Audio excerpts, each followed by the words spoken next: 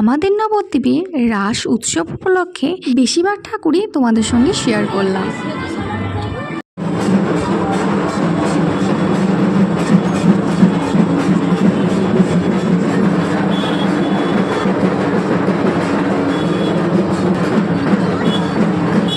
একটু আগে যে ঠাকুরটা দেখলে সেটা হচ্ছে বড়সমা মাতা, খুবই জাগ্রত মা। আমরা প্রায় 40টা মতন ঠাকুর দেখেছি, তারও বেশি দেখেছি হয়তো, কিন্তু বেশিরভাগ গোনা হয়নি। আর এত ভিড় ছিল মানে বলার মতন না।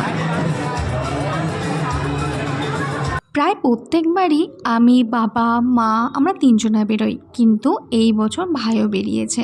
এর জন্য পেছনে কোনো পিছুটান ছিল না, আর কোনো টেনশনও ছিল না যে বাড়ি থেকে কেউ ফোন করবে কি না। এমনি দিদুন ছিল, এটাই যা। তার জন্য আমরা প্রায় 8:30 9টার দিকে আমরা ঘরে ঢুকে পড়েছি।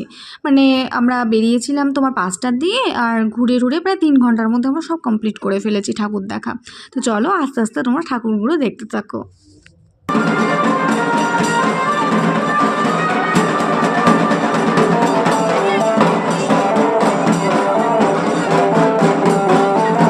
আমাদের এই রাস উৎসবে আরেকটা খুব ভালো জিনিস, সব ঠাকুরেই প্রায় প্রসাদ বিতরণ করা হয়। কোথাও পোলাও, কোথায় খিচুড়ি, কোথায় পায়েস।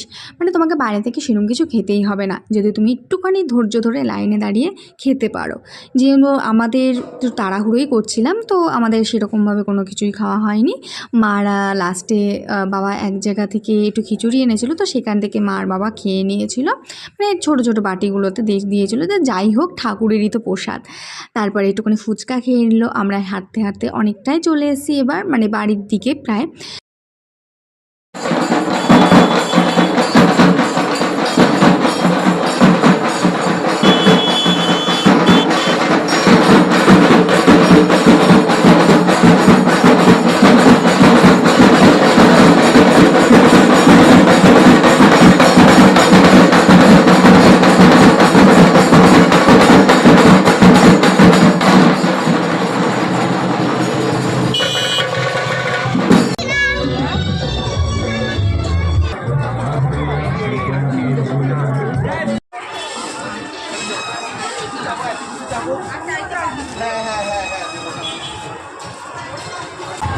তোদের মাথায় কোনো বুদ্ধি হবে না। চলো চলো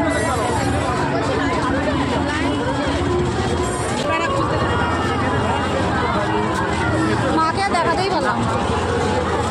তো তোমাদের রাশের বেশিরভাগ ঠাকুরই দেখানো হয়ে গেছে, এবার চলো পরের ভিডিও দেখি।